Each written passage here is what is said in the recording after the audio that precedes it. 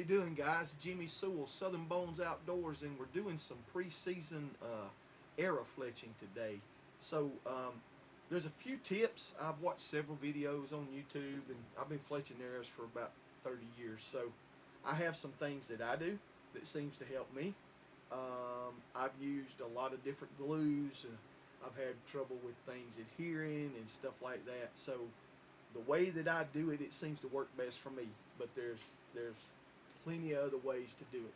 So what I use is a glue that I get at my local hardware store. It is a gel glue. I have tried the gel. I can control it a whole lot more. So I think for somebody beginning, a gel glue is the way to go. And like I say, I've been doing it forever, and it's just easier for me to use a gel glue. The glue is real critical. The cleaning of your arrow is critical as well. But today we're going to be fletching to some wraps that we've made. So I'm probably might make somebody mad on this, but I make my own wraps. So what this is it's sticker material for stickers for crickets. You can buy a roll that's 12 inches by 6 foot long for $12–15. I always get the matte finish, but they do have some flat finishes as well, and number of colors. So I like to do my arrows, make them personal. So sorry about that, I couldn't get that out, but make it personal. So I use different colors and variations.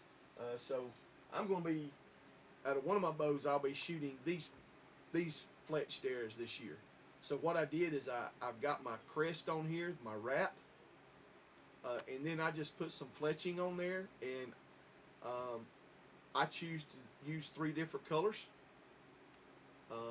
You can do all one color, you can do 3 different colors, you can do one odd feather. That's traditional, the way to do it, but I put 3 different colors on this arrow. So I fletched these last night. Also on my other bow, I will be shooting this color configuration. So it's a green that this matches the riser on my bow, and I just like to make them look cool, and I think these are pretty cool looking arrows. So originally, cresting arrows was designed so you can find your arrow, and it is still to this day.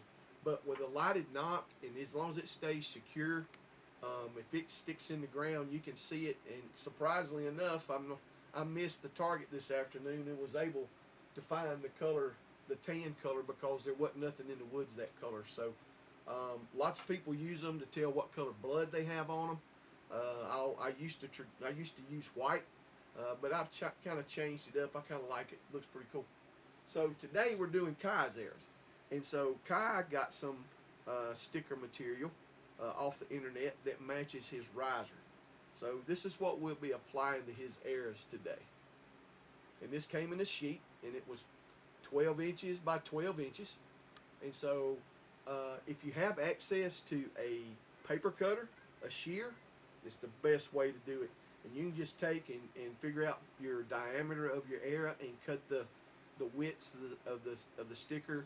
And then I always use 7 inches. That's just because that's what I've always used. So you can make them 3 inches, 4 inches long, and actually it'll save you quite a bit of money. So a little tip today on that. So we've got arrows, Kai's arrows prepped already. So we're going to go ahead and, so to put a wrap on, it's really simple, but there's a key component. You need some kind of mouse pad, because what that's going to do is when you put the sticker on the mouse pad, you can line your arrow up. You can line your arrow up and roll it on the mouse pad and roll the sticker on the arrow. So that's what we're fixing to do now.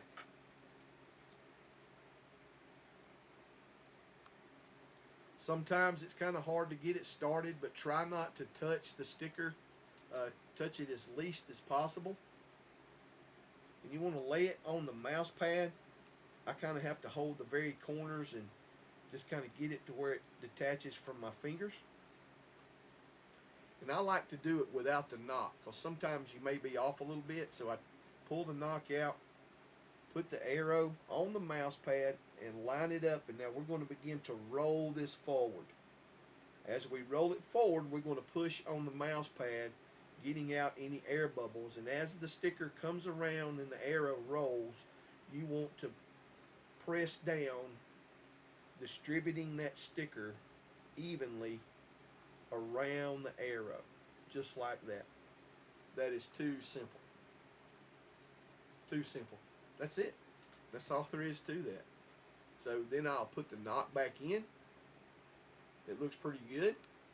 What's really going to look good is Kai's going to be using 2 gray and orange blazer veins. So now I'm going to go ahead and do one more arrow real quick, and then I'm going to put them on the fletching jig, and we'll talk a little bit about fletching.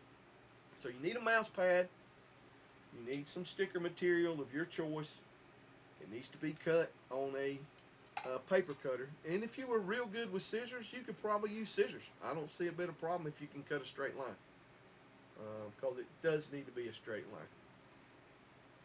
And again, sometimes what should be the easiest part is the hardest part. Sometimes separating the sticker from the backing is a little aggravating.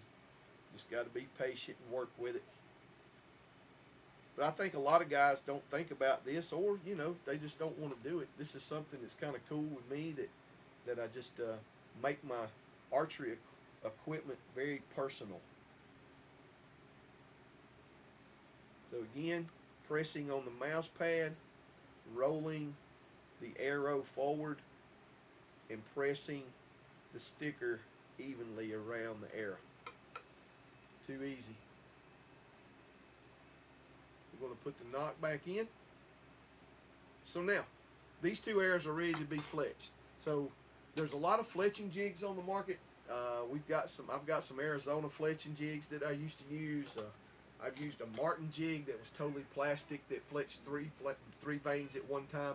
This one fletches 3 veins at one time. It's the Arizona jigs. They're good jigs, but I prefer doing my own.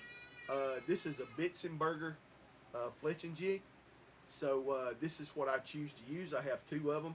I've used this one so long that the clamps broke, and I have to put these little clamps on it so it crimps the vein good, but they work great. So we're going to take the vein and we're going to put it, and there's marks right here on all your fletching clamps, whether you're using veins, feathers, whatever. The marks are to allow you to put the vein at the same place on the arrow every time, and you can choose how far back to the nock or how close to the end of the arrow that they are. And so you go ahead, and I've got some pre-marks on this already. I use this mark right here for these arrows. I don't really know that it makes a difference which mark you put it on, but doing the mark allows you to keep everything the same. So we're going to put the arrow in the jig, and there's a marker where you're supposed to start. So make sure that your jig is hitting at the right place. I know sometimes mine will hang up because they're old, and I'll get my fletching off a degree or 2.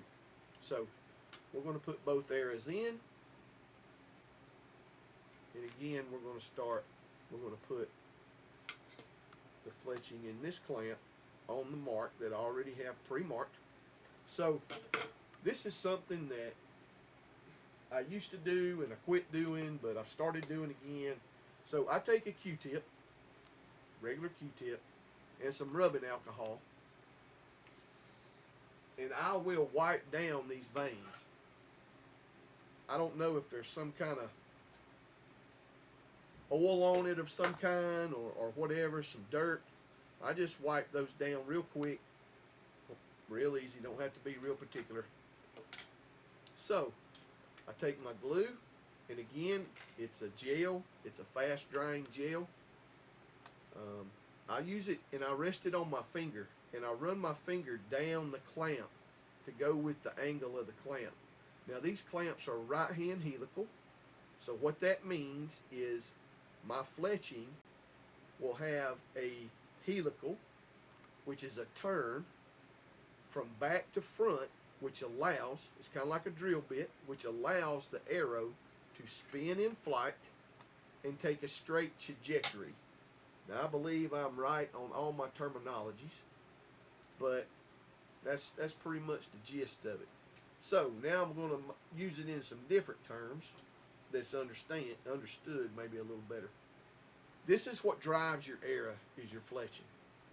Without fletching, your arrow would not be able to stay in control. The vanes are to control the arrow, but I also want you to understand that anything you put on the front of the arrow, it's cutting the wind first. So it's critical that it spins true. It's very important that when you build your arrow, that you spin that arrow. I have a spin jig right here.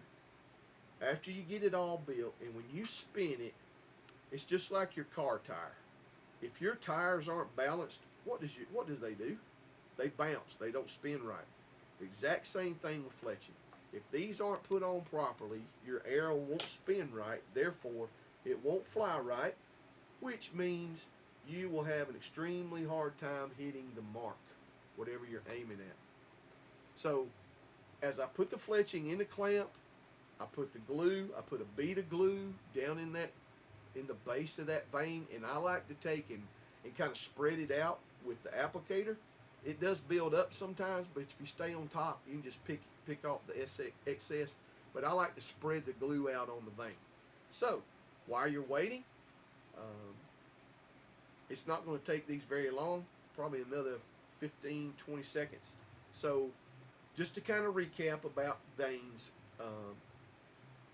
you need a mouse pad to apply any kind of wrap that you want to put on there. They're super easy. You can order it yourself, cut them yourself, wrap them, make sure they're stuck good, put your knock in.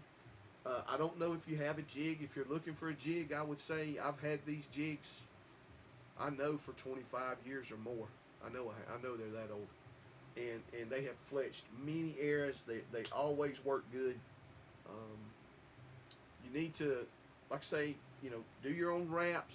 Get you a fletching jig that you like. I'm sure there's plenty of tutorials on any kind of the fletching jigs that show you how to do it. So now, as we applied the vane, we're going to pull the clamp because it's been about enough time, and that determines what kind of glue you're using. So that's stuck good. So I turn the arrow with the clamp. There's a little knob back here. See where I'm turning it? Alright, so it clicks. So now you're going to put another vane in the clamp, but this time you're going to set the clamp and make sure that you've got the vane even up and down the arrow with the other vane. Need to make sure they're even.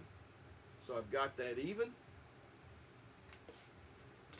I'm going to take my glue. Again, finger runs down the side of the clamp so you can keep this.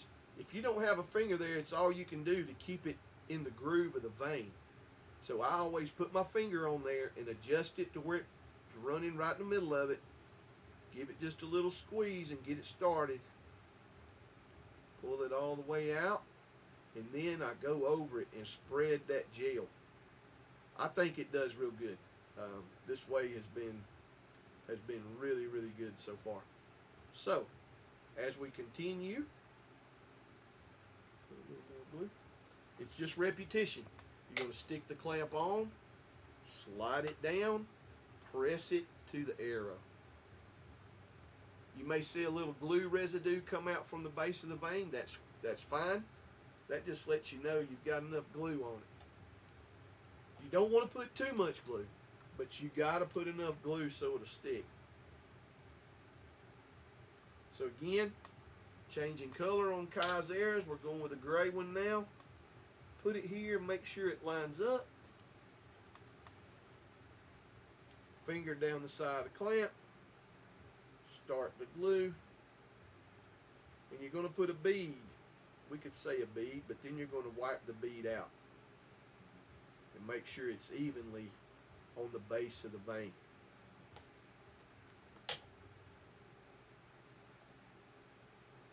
press it.